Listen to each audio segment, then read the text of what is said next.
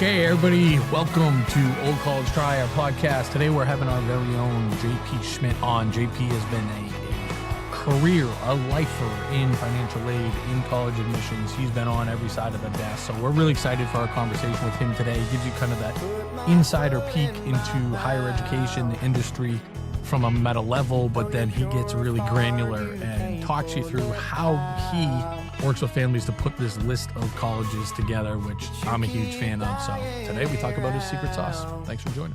Okay, welcome, everybody. We got a special guest that I sought out today, teammate of ours, JP Schmidt, and I will, JP, I'll pump you up a little bit before we go ahead and let you introduce yourself. But JP is somebody that, you know, I personally recruited, wanted him to be a part of our team, just in our small little weird ecosystem of financial aid, scholarships, etc. There's not a ton of people, right, in the country that are super knowledgeable about this, because it's a lot. Most people just don't want to touch it. It's confusing. It's overwhelming. And I don't want to even hold myself out there as an expert, right? It's kind of an intimidating space to get into. But what made JP, in my estimation, just a little bit more intriguing was that, number one, he'd been on the other side of the desk, right? We are advocates for families, not going against colleges, but there is this interesting dynamic that we have with colleges. But JP formerly was a director of financial aid at University of Southern California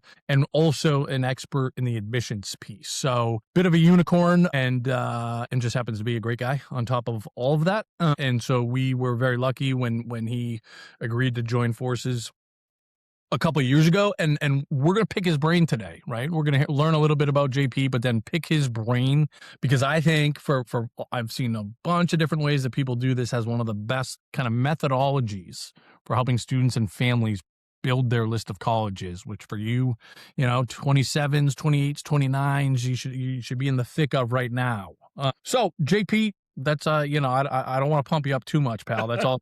That's the best I could do. But if you want to say hello, tell us where you're at, and we'll dig in. Yeah. Thanks for that very kind intro. Where am I at? I am now relocated to Kansas City area, pretty much smack dab in the middle of the country. I was born and raised actually in Iowa, but right after college moved to California. That's why I worked at the University of Southern California. Lived there for 28 years. And then just about 9 months ago, moved my family to Kansas City to be a little closer to my family, but also just south enough so I don't have terrible winters. There you go. And you guys settled now, hopefully. I remember last summer was quite a lot for you between the move and a busy time of year and all that. Yeah. I don't recommend moving at the very beginning of the peak season of college admissions, which then, as you know, leads to college financial aid applications and then appeals. So May 1 was the first time I think my wife said I stepped out of the basement. Welcome to society, JP. We're happy to have you back. And thank you for joining us. And yeah, JP, one of the hardest working guys in show business, no doubt about it. So talk to us. Okay, so you grew up in Iowa. Tell me a little bit about your upbringing. What was that? Yeah. So for anybody who maybe has Google near them, I would say you could look this up. I am from the ice cream capital of the world. And so I'll let those folks who are nerdy and want to be curious, they can Google that and find out where that is. But it is in Iowa. But I born and raised in the ice cream capital of the world. And growing up, I feel like I'm old, so back in my day, but back in the 80s and early 90s, when college, not everyone went to college back then, and not like it is today. But growing up, I only knew that we had one university. I only knew of the University of Iowa, the Hawkeyes, because that's all my dad ever talked about. I remember my senior year when I submitted my application, and back then it was by mail. You wrote out your application and mailed it in. I remember sitting in the morning before school, and my cousin and I were at the same table, and I said to him, I was like, "Yeah, I mailed off my application to the University of Iowa." And he goes, "Oh yeah, I did that as well." And he goes, "I'm working on my Iowa State application now." And I was like, "We have an Iowa State?" I was that clueless, I only knew of Iowa, and that's where, because that's what we talked about. That's where I assumed I was going to go. Fate had a different path for me. But that was my very first realization that I don't really understand this college process or anything about it. And frankly, our high school didn't really prepare us for any of that. And so, I'll steal the punchline here, but JP, I know this, ended up at Ohio State, right? He's a Cyclone, a proud Cyclone. Yeah, so you can see the little sigh in the back there. There you go. Yeah. And then how did that burst onto the scene for you? How did that come to fruition? Well, so And then, sorry, Paul, and how did your dad take it? yeah, no. So fast forward, my cousin and I were basically the same age, same grade. We were accepted to both schools. So, in the springtime, we went and toured as two families. We toured the two schools together. One weekend, we went to the University of Iowa. I sincerely, in my heart of hearts, believed that's where I was going to go, and looked at it, and I was just kind of ho hum about it. Nothing bad, but I was just also not like excited about it. I didn't clearly do any research, but it was just kind of like, okay, like maybe this is where if this is where I got to go, this is where I got to go. And that was kind of very laissez-faire about it. And then 2 weeks later, my cousin's family and I went into Iowa State. And it was one of those moments where like I stepped on campus and I was like, this is where I feel like I belong. And I didn't question it. It just, fit. It seemed like where I wanted to be.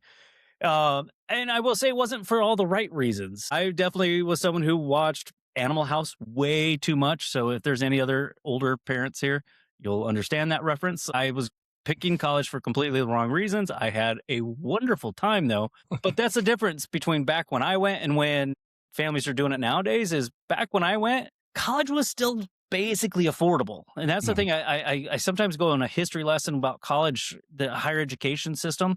Said, back all the way until the early 80s, parents could actually afford college through their paycheck. It was so affordable. You didn't even think about it if your kid wanted to go there. The difficult thing was finding the right school, and if it meant you should go, because there's also no undecided. That wasn't an option. You went to school with a plan back then. But if you screwed up, like admittedly I kind of did, it was okay because it was affordable to make that mistake. Stakes weren't as high, right? You're right. not There wasn't the financial consequences. I mean, did I have to take out the direct loan? Yes. Yeah. Did I work 30 hours a week? Yes. But I paid for it through that process, right? But fast forward, my younger brother and younger sister were like respectively 4 and 6 years behind me, followed my footsteps and also went to Iowa State. Same school, same family, but they couldn't afford it that same way. It was already meaningfully more expensive by the late 90s to early 2000s. And now, I mean, you look at the price and it's still affordable school by today's standards, but it's like, whoa, I couldn't have done that. I couldn't have not had a plan. Yeah, right. But yeah, so anyway, that was kind of my experience. The only other add-on experience I'll share is, because what I do, I'll share is the financial aid night. My high school hosted a financial aid night, and I remember nothing from that meeting other than one part. And that is, at some point, whoever was giving the presentation, the high school counselor brought in someone from the outside. My dad raises his hand and he goes, correct me if I'm wrong, but what it sounds like I'm hearing you say is that if a family makes more than $50,000 a year, family, not one person, but if a family makes more than $50,000 a year, we're screwed. We're not going to get any financial aid.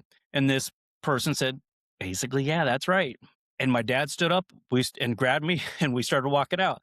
We weren't rich by any means. We were barely probably making that much. Yeah. So was everybody else. We were all just kind of middle class, working class families. But we, based upon that feedback, we all kind of got up and walked out of that session and ended it pretty shortly, Yeah.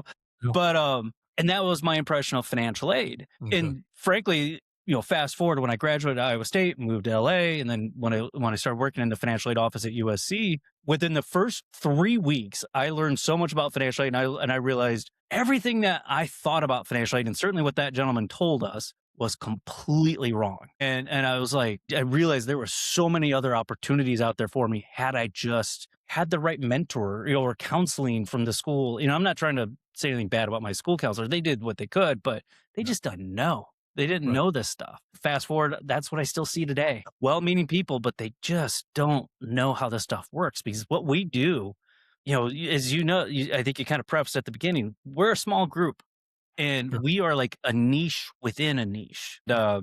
So yeah, anyway, that's kind of what all fueled the direction choices I think I've made for the last probably 26 plus years. Do you just talk to us a little bit about your experience on the financial aid side, right, at USC, and just, like what you, I guess, kind of like what you learned that you think has made you effective in helping families, again, on out in the wild, right? Since you've been out in the wild here. And then, just anything else that you think is kind of newsworthy, good, good, bad, or indifferent from just kind of being on the college side. Like, what are some Yeah. things useful for people that are, attacking this right now? Yeah. So I would say there was, maybe the word I'd use is almost like an evolution in my bigger understanding of financial aid and where it played a role from the university perspective.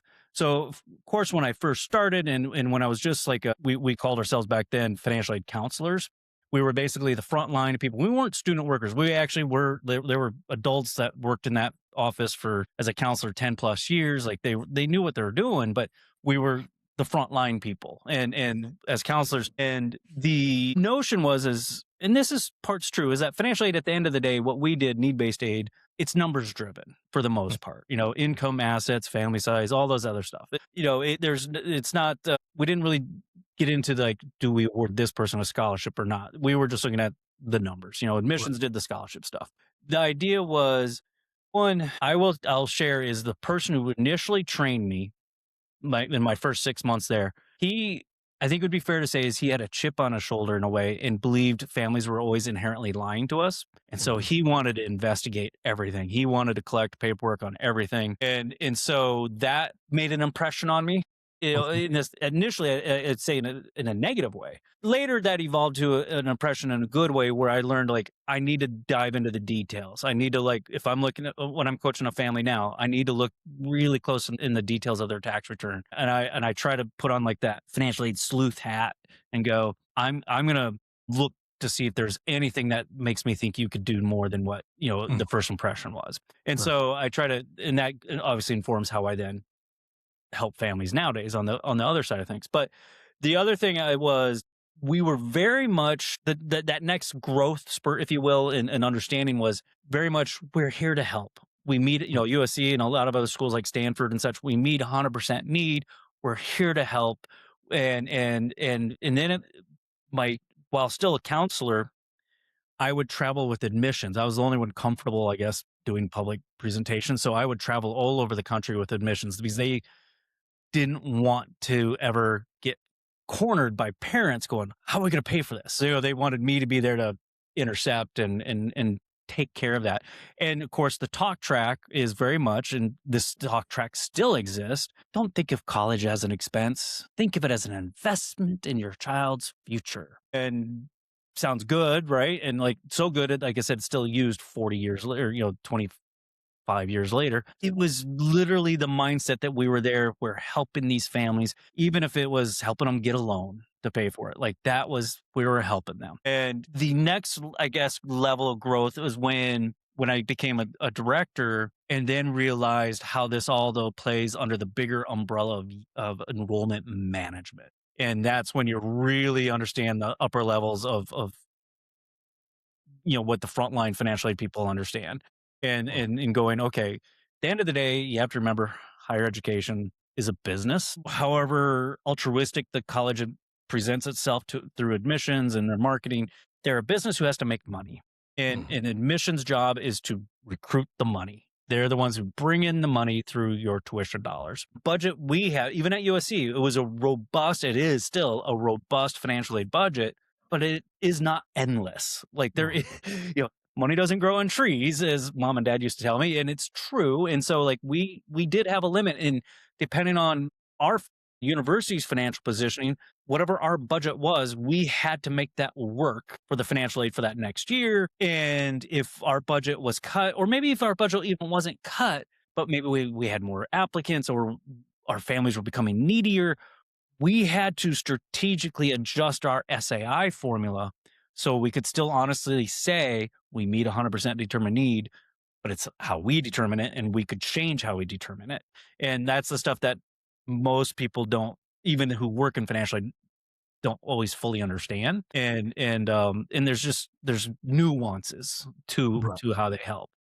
Yeah, I think that's and just a bit, bust in a little bit here and provide some context, right? So this SII, this is a term we say, probably every week or close to it on this podcast and most of the stuff we do, right? This dollar amount that gets assigned to the family and colleges, specifically the USCs of the world. You mentioned Stanford earlier, right? They have, and this is not unique, just these types of schools, but they have a lot of control of how they determine their SAI, and they can still package it in a very clever way from a marketing standpoint to say we meet 100% of need. But how they assign that dollar amount, and that's, which is great, full stop. That is great. That's what we look for in a college. And I think most colleges kind of fall through on that. But those that say they meet 100% of need, but they can get kind of clever with how they determine the SAI. And, sometimes, in years past, USC considered home equity, then they didn't. But even when they didn't, maybe they're putting more emphasis on income to kind of make up for that. Right. So this is where it's just so important to understand how these, and you said it, JP, these are businesses. Understand how these businesses operate and how your family dynamic fits within that. And of course, it changes one year to the next, one school to the next. And I've found really, really intriguing. And I've known this for a while now as we develop relationships with, personnel at colleges, that of course, each college has their kind of core formula. But individual financial aid counselors kind of have some leeway in terms of how they package people and how they view appeals and how deep they go in investigating or not, right? So it's like kind of fascinating that we could send very similar information to the same school, but maybe get a different result based on who's the human being that's packaging. 100%. 100%. I will tell you, when I had to do something that was above my pay grade, so to speak, with an appeal or something like that, because like you said, we had certain allowances, if you will, or parameters we could work in. But if I just felt like at the end of the day, there's a phrase I'm paraphrase that it's like, we try to put everything and design everything to work for squares, but sometimes you're a circle or you're a round peg, and so sometimes things just didn't fit. So anytime I had to kind of go above the parameters, outside the parameters, I would always take it to the dean. Frankly, I didn't want my name on it. I wanted the dean's name on it.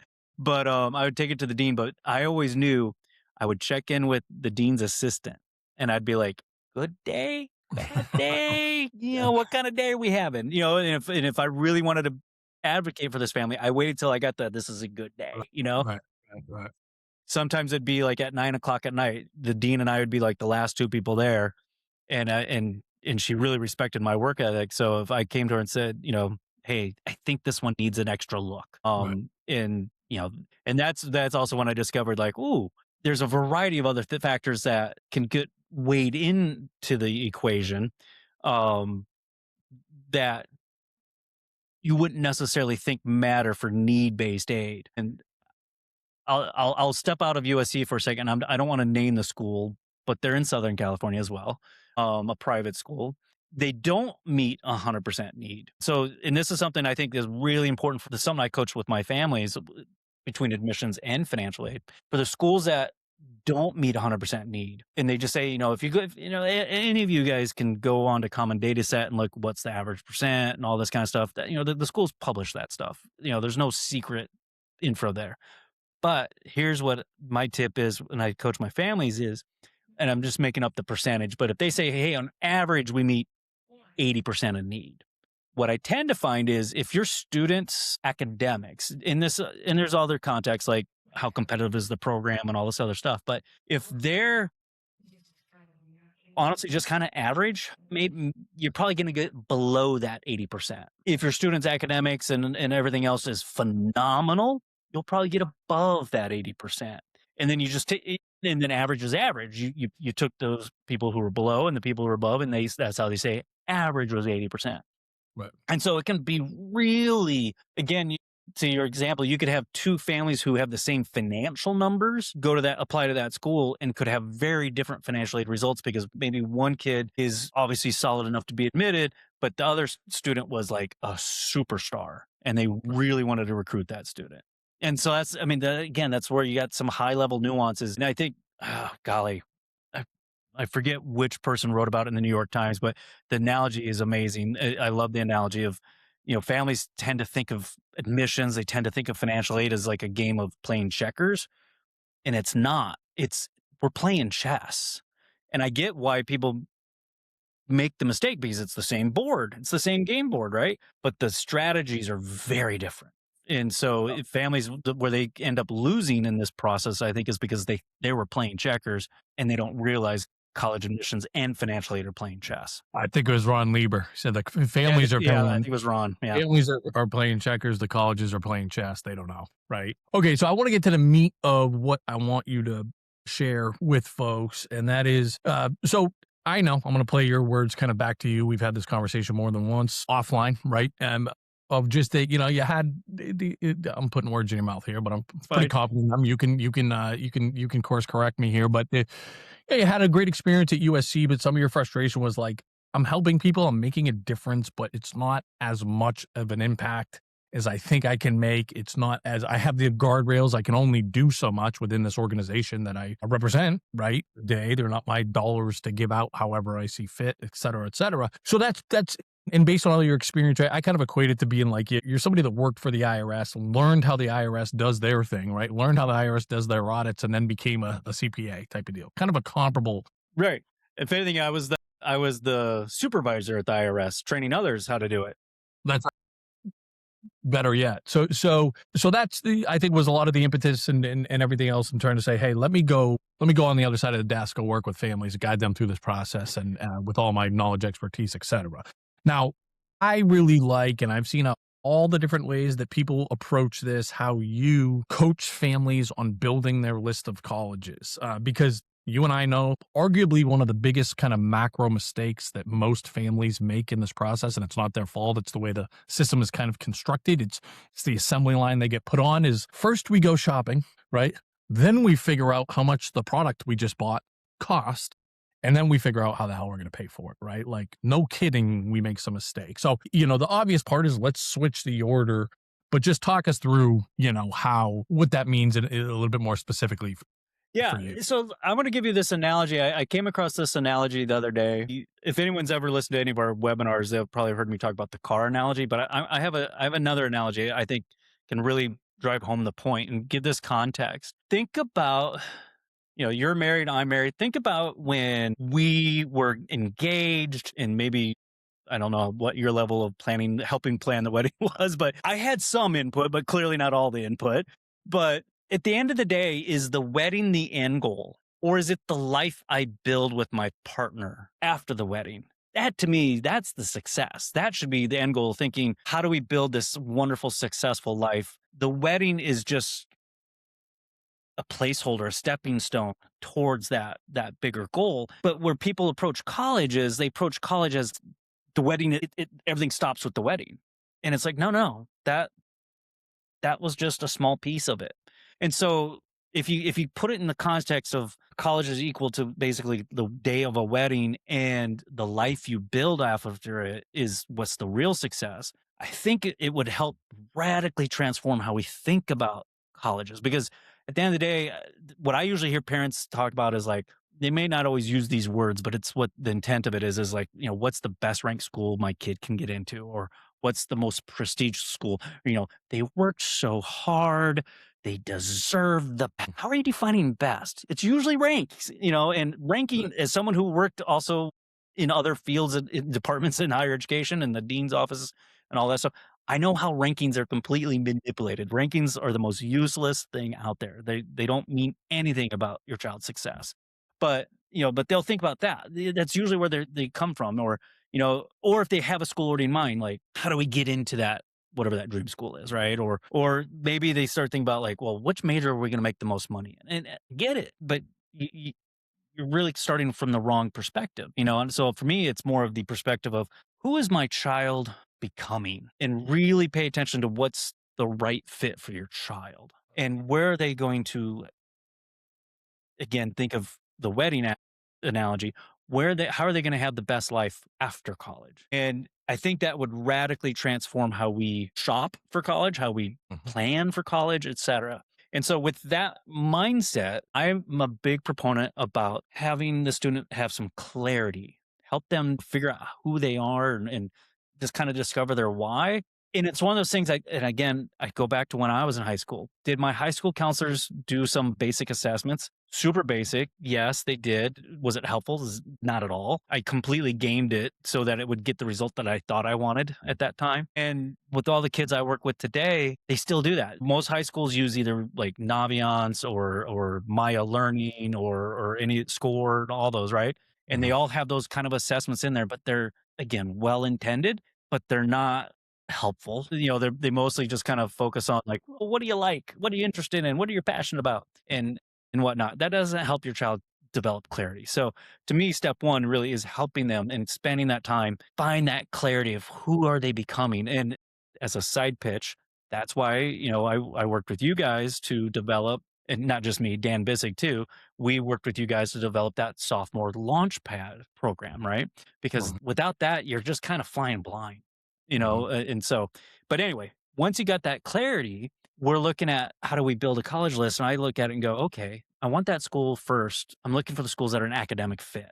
What do I mean by academic fit? The simplest part of it's going to be if I know what I want to major in or have an idea what I want to major, study, what I'm interested in, well, let's make sure the school teaches that. Right. And the example I use always, I every year have a family that inevitably comes to me and says, I want my child to go to UCLA. And I'm like, okay, great. It's a good school, whatever. And what do they want to study? Well, they're gonna major in business. Okay, well then they can't go to UCLA. Well, no, they got to go to UCLA. Well, then they can't major in business. Well, no, that's what they want to do. They want to major in business. I'm like, UCLA doesn't offer that as a major. Those two things don't go together. Something has to give.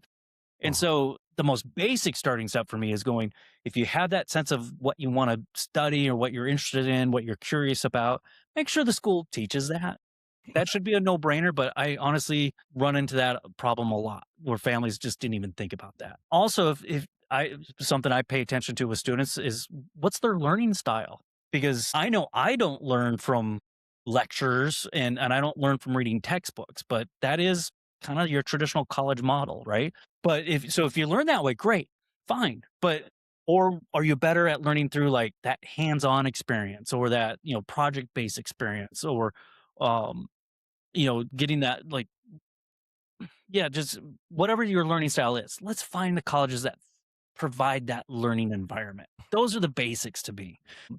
And so once you've, started with like these 4,000 schools and you filter them down by academic fit, then I want to shop them based upon financial fit. And the simplest thing is know your budget. And that's the point that a lot of people want to skip.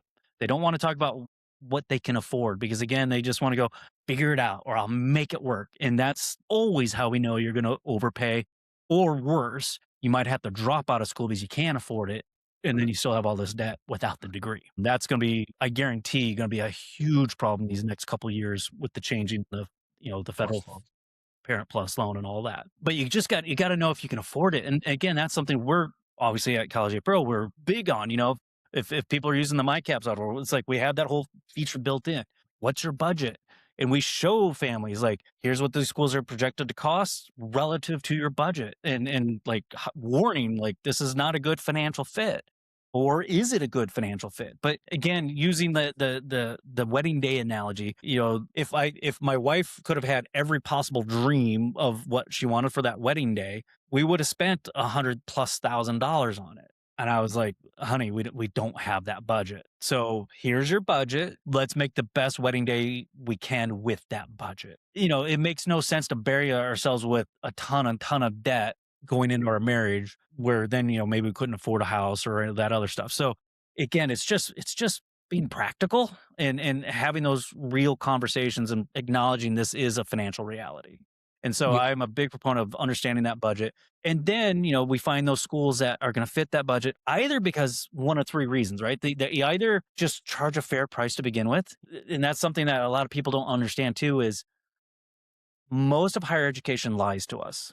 They play this game where we say, and USC is guilty of this too, we're worth $100,000 a year. No, you're not. No school is. The Ivies aren't. The Ivy adjacents aren't. No school is actually worth that much. No school costs that much to educate your child and give them that college experience. There is for the last 40 years, been this big push in higher education where these handful of, mostly just a handful of business consultant groups that control, I'm going to use that word, control higher education. I've been to so many over the years, like NASFA conferences and all this stuff, and other conferences where the high up administrators of colleges attend. And I can't tell you, Matt, you've been to them too. There's always a number of breakout sessions where some consultant group is telling colleges, if you want to rise up the ranks in prestige, if you want to get more applications, you want to get more attention, and and ultimately be able to charge more, you need to artificially raise your sticker price and then give big discounts. And so the idea is, if a school says, "Hey, we're now worth 100,000 a year, but we'll give you, I don't care if it's a scholarship or grant, but we'll give you 3,000 in free money, and you only have to pay 70,000 to come here." Most people are going to go, "Wow, I got like a third off of that. I'm getting a good discount. I'm getting a deal." What you don't realize is that you probably could have paid 40 and they still would have made money. And so it's this system that is very much rigged against you. Again, I'm not faulting the families. It's the system. The Yep. school system itself is just broken. And Yep. so anyway, some schools don't play that game. And so if you know your budget, find the schools that don't play that game and they just charge you the fair price. And does it fit the budget, right? Or if you are dealing with those schools who play the game, and most of them do, then you got to know, what is their game? Is it a game that they are trying to, let's say they're still trying to rise up the ranks and they're trying to recruit smart students? They're probably being more generous with scholarships. And so I'm going to target those schools. Like, do I think my child, or the child I'm helping, do I think they can get scholarships? And if so, I'm going to find those schools that discount it based upon scholarships. If it's not, then is it a school that is using need-based aid? And if so, is my family in a position to qualify for need-based aid? Is there any strategic repositioning I can do to help them qualify for more of that?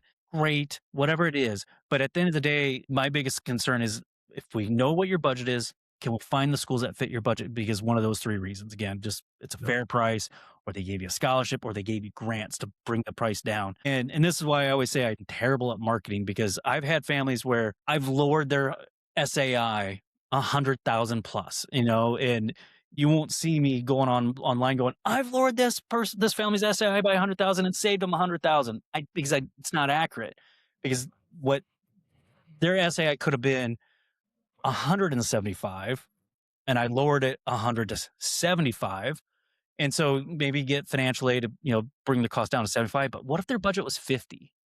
That's still not a win in my books. Yeah, I helped them save maybe 25,000 off the cost of college, but they're still overpaying. They're going over their debt. They're still going to go bankrupt at some point. So to me, got to know that my wins are when we know what your budget is and we find the schools that fit your budget. And I'll add one more layer, right? And because again, I'll play back how I've always kind of interpreted your philosophy, and I've seen you execute it for many years now. But the number one is just helping these students understand a little bit more, to get more intentional with what they're looking for in school, beyond just, well, all my friends apply here, I got this inbound, this is marketing, I visited my friend at this college, right? Which is fine. That's how all those things are going to happen. But Absolutely. let's get more intentional, especially for what's at stake now. Let's help the parents. Now let's bring the parents into it, because we make it sound kind of easy how we talk about it. But when we're having these conversations in real life with different dynamics around how people talk about money and all the different challenges we have with teenagers and parents and all this, right? Easier said than done, but that's why we want to have it be practical. We want to be between the software and the human being, the kind of adult in the room, for lack of a better word, to say, here's how it's going to play out, right? Now, we've agreed that these are intriguing, checking a lot of the boxes of what's going to be important at this stage of the game for your student. We've agreed on family. Here's the budget. We're telling you what these schools are going to cost. Now get out of the way, right? Now mom and or dad, whatever, get out of the way. All of these schools are going to be successful outcomes. Now let your 17, 16, 18-year-old go be a kind of young adult and kind of make their final decisions here, because we've helped them put guardrails. Right. Exactly. Yeah. So that's just like, if you are actively narrowing down that list of schools based upon, again, let's say that academic fit and that financial fit, then let them shop for the schools that are left over on that list based upon just what generically call it their personal fit, and basically, are they going to find their people? Are they going to find people, the community that they feel like they can enjoy for those next 4 years? Are they going to find uh, opportunities to thrive? And it could be all sorts of other little quirks. Like I discovered I love a closed campus. That's a personal criteria for me. I love that traditional campus feeling on a movie or TV show, right? I like that. I don't like an open campus, but that's me, and that's just my personal criteria. Yeah. A random quirk, right? It could be because again, like I went for all the wrong reasons. Animal House influenced a lot of my choices. Do they have a big Greek life or not? Again, those could be all those little quirks, but at the end of the day, it's the student will know when they know, and it's when they feel that they're going to have a community that they can belong to and that they can thrive in. And so let them do that. So many times I have parents that want me to pick for them. I'm like, no, I can't. We're going to help them with the guardrails and then put the ball in their court, empower them, right? Yeah. And we're going to help them make that adult decision that we know we're very likely to have successful outcomes. We're not going to get ourselves or our parents in trouble, right? Multiple generations impacted here. So I think that's a great way to wrap it, JP. But what I forgot at the beginning, you got to give us a tune, man. But sure. I remembered before we close here. And by the way, before you give us that, anybody that wants to meet JP, talk to JP, work with JP, you can write into support@collegeaidpro.com, book an hour with him, or if you want him to work with your student on the admission side, work with you guys on the financial aid side, JP does it all. So again, reach out to us and we will get you in front of our guy here. But JP, give us a tune before we let you go. This could determine whether or not people reach out here. So pressure's on. Well, the one I grew up in Iowa, right? So I'm a country boy through and through. And so I have my son listening to old school country and to me, the closest we can get to God is Waylon Jennings and Johnny Cash. But right now, my little son puts on Spotify for breakfast and he picks Brothers Osborne. And his two favorite songs are It Ain't My Fault and the other one is called All Night. So those are the two songs we rock out to just about every morning at breakfast time. Brothers Osborne, we will have our homework. I will get in there. I will get involved. I'll let you know. JP, thanks for coming on. Always appreciate your expertise. And we will see you in the not too distant future here. Sounds great. All right, Bill. Have a great one. Bye. Bye. Okay, thanks for tuning in to Old College Try, the podcast. I was joined by our very own JP Schmidt today. This episode was produced and edited by Eileen Campbell. If you got anything out of it, please like us, please follow us, and please continue to join in. We'll see you next week.